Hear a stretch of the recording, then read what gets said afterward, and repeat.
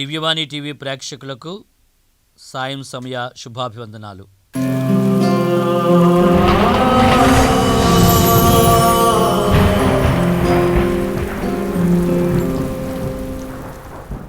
పునీత అగస్టిన్ గారి జీవితంలో వారిని ప్రభావితం చేసినటువంటి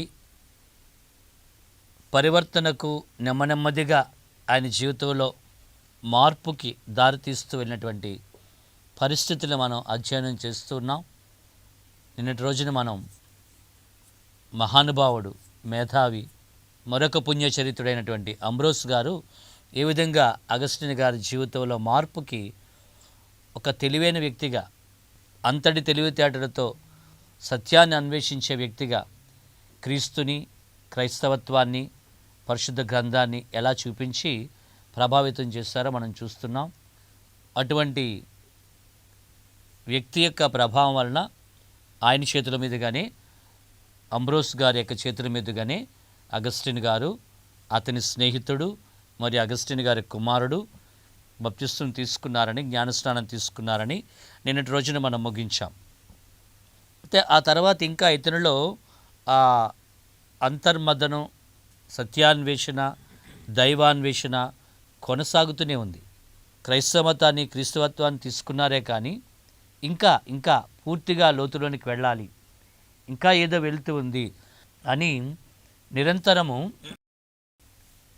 ఏ స్నేహితుడితో కలిసి అయితే ఆయన బప్తిస్మం తీసుకున్నారో ఆ స్నేహితుడైనటువంటి మిత్రుడు అలిపుయూస్తో కలిసి ఆయన అలా పలుమార్లు ఆ విషయం మీద చర్చిస్తూ ఉన్నాడు. ఓసారి ఆ విధంగానే ఇద్దరు మాట్లాడుకుంటూ ఉన్నారు. ఒక విశాల మైదానంలో కూర్చొని మాట్లాడుతున్న సమయంలో ఆ స్నేహితుడి దగ్గర నుంచి ఇంకా కొంత దూరం వెళ్ళాడు ఆయన. ఒక్కరే అతని అలాగా అంతర్మదనం చేస్తూ ఆలోచిస్తూ కొద్దిగా ముందుకు నడిచేసరికి ప్రక్కనే స్కూల్ పిల్లలు ఏదో పాడుతున్నట్టుగా ఆ యొక్క స్వరం వినిపించింది. ఆ యొక్క పాటలో, ఆ యొక్క స్వరంలో 2 మాటలు పదే ఈ అగస్టిన్ గారికి వినిపించాయి. తోలే లేచే అనేటువంటి పదాలు టేక్ ఇట్ అండ్ రీడ్, తీసి చదువుము అనేటువంటి ఒక ప్రేరణ ఆ స్వరం వినిపించింది. ఎప్పుడైతే ఈ యొక్క స్వరం, ఈ యొక్క ప్రేరణ వినిపించిందో అక్కడే దగ్గరలో ఉన్నటువంటి వెంటనే అతనికి కనిపించిన పుస్తకం బైబిల్ గ్రంథం. ఆ బైబిల్ గ్రంథాన్ని తీశారు. ఏమిటి చదవమంటున్నారో, ఏమిటి ప్రేరణ వస్తుందని తీసి చదివినప్పుడు ఆయనకు రోమీలకు రాయబడినటువంటి పత్రిక 13వ అధ్యాయము 13-14 వచనాలు కనిపించాయి.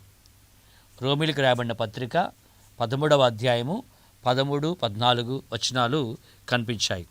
ఈ వచనాలలో మనం వెలుతురులో జీవించు ప్రజలుగా సత్ప్రవర్తన కలిగి ఉండు, వినోదముతో కూడిన అసభ్యవర్తన కానీ, పొట్లాటలు కానీ, విందులు త్రాగుబోతనము కానీ, భోగలాలసత్వము కానీ, అసూయ కానీ ఉండరాదు.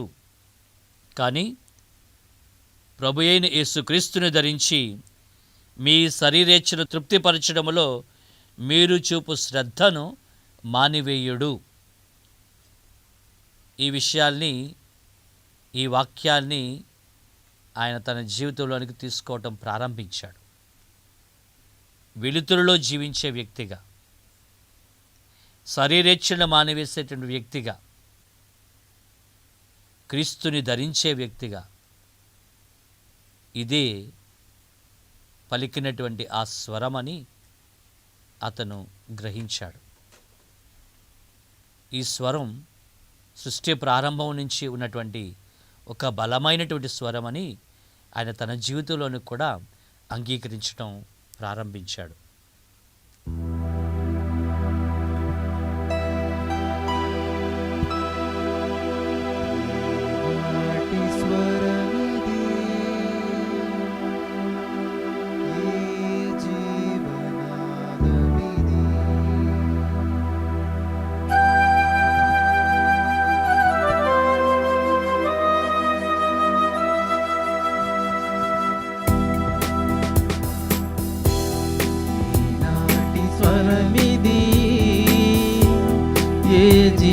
జీవనాదమిది పలికింది నా ఎదలో అనురాగ గీతముగా. ఏనాటి స్వరమిది, ఏ జీవనాదమిది.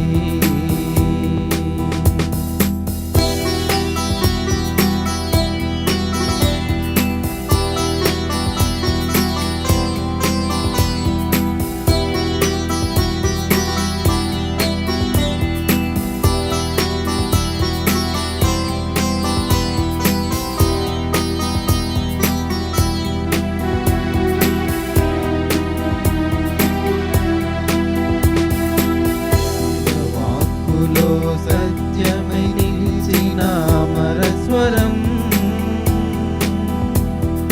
తీసి చదువమని పలికిన దేవుని ఆత్మస్వరం. వాక్కులో సత్యమై నిలిచిన అమరస్వరం తీసి చదువమని పలికిన దేవుని ఆత్మస్వరం. ఏనాటి స్వరమిది, ఏ జీవనాదమిది పలికింది నా ఎదలో అనురాగ గీతముగా. ఏనాటి స్వరమిది, ఏ జీవనాదమిది. ఆదిలో పలికిన ఆ స్వరం, ఆ వాక్కు, ఆ శబ్దం సర్వసృష్టికి మూలమైనటువంటి సృష్టికర్త యొక్క స్వరం. సకల సృష్టికి మూలం, జీవాధారం. రక్షణ ప్రణాళికలో అబ్రహాముని పిలిచిన స్వరం, ఒక నూతన సంతతిని ఏర్పాటు చేసినటువంటి ఆ స్వరం, ఆ పిలుపుని విని తనేక జీవిత పందాన్నించి మారి యావే దేవుడు తనకు చెప్పిన ప్రకారం విన్నటువంటి వ్యక్తి అబ్రహాం. స్వరానికి కట్టుబడి నాకు వినిపించినటువంటి ఈ స్వరం, లేచి చదువు అని పలికినటువంటి ఈ ఆత్మస్వరం, ఈ అంతరంగిక స్వరం నాకు ఏమి ప్రేరేపించింది? ఇప్పటి వరకు నేను బిటర్ స్వీట్నెస్ అంటాడు, బిటర్ స్వీట్నెస్, తీయనైనది అని అనుకున్నటువంటి ఒక చేదులో నేను జీవించాను. ఓ చేదు అనుభవంలో ఉన్నాను, అదే తీయనిది అనుకున్నాను. ఆ బిటర్ స్వీట్నెస్ అని అనుకున్న దానిని నేను తెలుసుకునేటువంటి పరిస్థితికి నేను ఇప్పుడు వచ్చాను. ఈ రోమిలికి రాయబడిన పత్రిక 13వ అధ్యాయము 13-14 వచనాల్లో చెప్పబడినట్లు, ఇప్పటి వరకు నేను తుచ్చ విషయ ఆసక్తితోనూ, శారీరక వ్యామోహాలతోనూ, విందులు వినోదాలతోనూ, గర్వముతోనూ, నా యొక్క ఆలోచన విధానంతో నన్ను నేను గొప్పగా ఎంచుకుని జీవించాను. వెలుతురులోనికి వెళ్తున్న బిడగా, వ్యక్తిగా వీటన్నిటినీ నేను విడిచిపెట్టి, చీకటికి సంబంధించిన వీటన్నిటిని విడిచిపెట్టి, వెలుగుతురుకు సంబంధించిన వ్యక్తిగా క్రీస్తుని ధరిస్తూ ఉన్నాను అన్నటువంటి ఒక నూతన అధ్యాయంలోనికి ఈయన వెళ్ళటం ప్రారంభించాడు. ఇది ఆంతరంగిక మార్పు, అతనిలో క్షణికంగా వచ్చినటువంటి మార్పు కాదు, ఒక డ్రమాటికల్గా ఏదో జరిగినటువంటి ఆకస్మికంగా అకస్మాత్తుగా జరిగినటువంటి ఒక మార్పు కాదు. అందుకని ఆయన అంటాడు, నేను కన్నీటితో విలపించాను అంటాడు. నా అర్పణను, నా బలిని, నా త్యాగాన్ని స్వీకరించు ప్రభువా. ఇక నుంచి నేను నిన్ను ధరించి నీ కోసమే జీవించాలని తపన చెందుతూ ఉన్నాను. నా శరీరేచ్ఛలను, వ్యామోహాలను అన్నిటినీ కూడా త్యాగం చేస్తూ, ప్రక్కన పెట్టేస్తూ, బలిగా అర్పించి, నిన్ను ధరించిన నేను నీ కోసం ఒక బ్రహ్మచరిగానే జీవితాన్ని పరిపూర్ణంగా అర్పించుకున్నటువంటి త్యాగంతోనే ఉండాలని అనుకుంటూ ఉన్నాను. నా గత జీవితానికి చూడవద్దు, నా పాపపు జీవితానికి చూడవద్దు, వాటిని చూసి నా మీద కోపించవద్దు, నేను నిన్ను కన్నీటితో ప్రార్థిస్తున్నాను అన్నాడు. ఆ కన్ఫెషన్స్లో, ఆ పుస్తకంలో ఆయన వివరిస్తాడు. ఎప్పటి వరకు హౌ లాంగ్ అని అనుకుంటూ ఉన్నట్లయితే టుమారో రేపు చూద్దాం, రేపు మారుదాంలే, పర్వాలేదులే అనుకుంటూ వెళ్తూ ఉన్నాను. ఇక జాప్యం చేయడానికి, ఇంకా ఆలస్యం చేయడానికి లేదు. Why not now? ఇప్పుడే, ఇక్కడి నుంచే ఈ నా అర్పిత జీవితాన్ని ప్రారంభిస్తాను, ఈ నా త్యాగబలిని అర్పిస్తాను, ఈ నా శరీరేచ్ఛలను అర్పిస్తాను. నెమ్మదిగా ఎప్పుడో చూద్దాం, ఎప్పుడో బాప్తిసం తీసుకుందాం, ఎప్పుడో మారుదాం, రేపు అనుకుంటూ వెళ్ళినట్టు నేను ఈ రోజున మాత్రం, ఈ మార్పులో మాత్రం బాప్తిసం పొందిన నేను వై నాట్ నౌ? ఇప్పుడే ప్రారంభించాలనుకుంటున్నాను. నా అపవిత్రతకు ఈరోజే ఆఖరి దినం అవ్వాలి. ఈ రోజు నుంచి నేను పవిత్రతలో జీవించే వ్యక్తిగా కావాలి అని ఒక పూర్ణ నిర్ణయానికి వస్తూ ఉన్నాడు. గతంలో చిన్నప్పటి నుంచి కూడా తల్లి బాప్తిసం తీసుకోమంటేనే చెప్తూ ఉంది, చూద్దాంలే, ఇంకా టైం ఉంది, హౌ లాంగ్, పర్వాలేదు, ఇంకా టైం ఉంది, టుమారో, రేపు చూద్దాం, ఎల్లుండి చూద్దాం అనుకుంటూ దాటేసి వచ్చాడు. అంబ్రోసు గారి యొక్క మాటల ప్రభావంతో ఇదిగో బాప్తిసం తీసుకోవడానికి సిద్ధపడ్డాను, తీసుకున్నాను. కానీ ప్రారంభం ఇక్కడి నుంచే, ఇప్పుడే, ఈ రోజు నుంచే నా అపవిత్ర దినాలకు, నా ఇష్టం వచ్చినట్టుగా జీవించిన దినాలకు ఆఖరి ముగింపు ఇంకా వస్తూ ఉంది. పవిత్రతలో జీవించే దినాలు ప్రారంభమవుతున్నాయి అంటూ ఆయన ఏడ్చాడు, విలపించాడు. తనను మేల్కొల్పినటువంటి ఆ యొక్క స్వరానికి ఆయన కట్టుబడి ఉన్నాడు. పాతవన్నీ కూడా నువ్వు వదులుకో, క్రీస్తుని నువ్వు ధరించు అన్న పిలుపులో అర్థాన్ని ఆయన అంగీకరించటం ప్రారంభించాడు.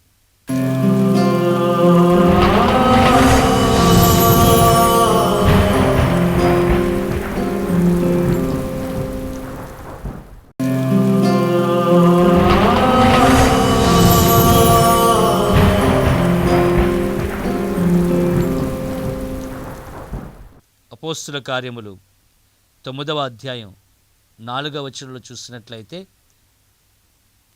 క్రీస్తు అనుచరులందరినీ కూడా మట్టు పెట్టాలి, చంపేయాలి, ఎవరు కూడా లేకుండా చెయ్యాలి అని పట్టుదలతో వెళ్తున్నటువంటి ఆ సౌలు ఆ డమస్కు నగరంలో ఆ యొక్క ప్రయాణంలో వెళ్తున్నప్పుడు తాను చాలా వేగంగా పరిగెడుతున్నటువంటి,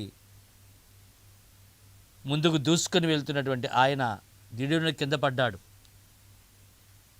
ఆయనకు స్వరం వినిపించింది, సౌలు నీవు నన్నేళ హింసిస్తూ ఉన్నావు. ఆ స్వరాన్ని అడిగాడు, నువ్వెవరు అన్నాడు. నీవు హింసిస్తున్నటువంటి క్రీస్తుని నేనే అని పలికినటువంటి ఆ యొక్క స్వరము, ఆ స్వరములో ఉన్నటువంటి శక్తిని గ్రహించినటువంటి ఆ యొక్క సౌలు, ఈ స్వరం ఏమిటి, ఈ క్రీస్తు ఎవరు అని అన్వేషణ ప్రారంభించాడు. అననీయ ద్వారా క్రీస్తు గురించి తెలుసుకొని, క్రీస్తు గురించి అధ్యయనం చేసి తెలుసుకొని, క్రీస్తుని స్వీకరించి ఆయన కోసం జీవించిన, మరణించిన వ్యక్తిగా మారాడు.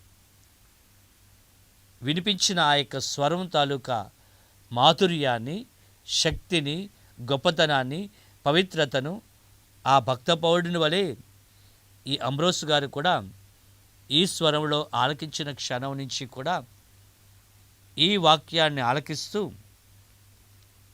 ఇదిగో క్రీస్తుని నీవు ధరించు, క్రీస్తుని నీలో కలిగి ఉండు, నీ గత జీవితాన్ని విడిచిపెట్టు అని అనుకున్నటువంటి ఆ యొక్క వ్యక్తికి ఆయన పూర్తిగా కట్టుబడి ఉంటానని, క్రీస్తుకు అంకితమై బ్రహ్మచర్య జీవితానికి అవివాహిత జీవితానికి ఇక పూర్తిగా తన జీవితాంతం కట్టుబడి ఉంటానని ఈ సందర్భంలో ఆయన దృఢమైనటువంటి నిర్ణయాన్ని తీసుకుంటున్నాడు. రమారమి 32-33 ఏళ్ల ప్రాయంలో ఈ మార్పులో ఆయన జీవితంలో మరొక సంఘటన మనం చూస్తూ ఉన్నాము. ఈ విధంగా ఈ నిరంతర జీవన ప్రయాణంలో 30 ఏళ్ల వరకు ఒక జీవిత విధానంలో జీవించినటువంటి ఈ యొక్క వ్యక్తి ఈ వారంలో మనం జ్ఞాపకం చేసుకుంటున్న ఈ యొక్క విషయాల ద్వారా నెమ్మదిగా ఆయనలో మార్పు జరుగుతూ ఉంది. జ్ఞానస్నానం తీసుకొని క్రైస్తవత్వాన్ని స్వీకరించడం మాత్రమే కాకుండా క్రీస్తుని ధరించడంలో మాత్రమే కాకుండా క్రీస్తు కొరకు సంపూర్ణంగా తన యొక్క జీవితార్పణ చేయటంలో ఇక మీదటికి తన యొక్క జీవితాంతము కూడా పరిపూర్ణంగా అర్పితం కావడానికి ఏ వ్యామోహాలకైతే ఆయన బానిసై ఉన్నాడో వాటన్నిటిని కూడా వదిలిపెట్టేస్తున్నాను, పూర్ణంగా వాటికి దూరంగా ఉంటాను అన్నదానికి, అవివాహిత జీవితానికి, బ్రహ్మచర్య జీవితానికి పూర్తిగా కంకణబద్ధుడై ఉంటానని, తద్వారా క్రీస్తులో పూర్ణంగా ఐక్యమై ఉంటానని ఆయన ఒక దృఢ నిర్ణయానికి వస్తూ ఉన్నాడు. ఇది ఆయన జీవితంలో ప్రభావితం చేసినటువంటి మరొక సన్నివేశంగా, సందర్భంగా మనం చూస్తూ ఉన్నాము. లేచి తీసుకొని వాక్యాన్ని చదువు అన్నటువంటి సందర్భం. ఈ పరిశుద్ధ వాక్యం ప్రియమైన సహోదరి సోదరులారా, మన జీవితాలకు కూడా అనేక మార్లు అనేక విధాలుగా అందుబాటులో ఉంది, వినిపించబడుతూ ఉంది. ఈ స్వరం మనకు కూడా చేరువవుతూ ఉంది. కానీ ఎంతవరకు మన యొక్క దైనందిన జీవితంలో ఈ స్వరానికి మనం స్థానం ఇస్తూ ఉన్నాను? ఒక్కసారైనా ప్రభు, నేను నీ యొక్క మాటను, నీ స్వరాన్ని వినటానికి, తద్వారా ఈ స్వరం నాలో ఇచ్చేటువంటి మార్పుకు నేను సంసిద్ధుడై ఉండేటట్లును ఈ తపస్సుకాల దినాలలో నాకు ఒక అవకాశాన్ని ఇవ్వు ప్రభు అని మనం కూడా అడగటం, ధ్యానించటం ఎంతైనా ఉత్తమం.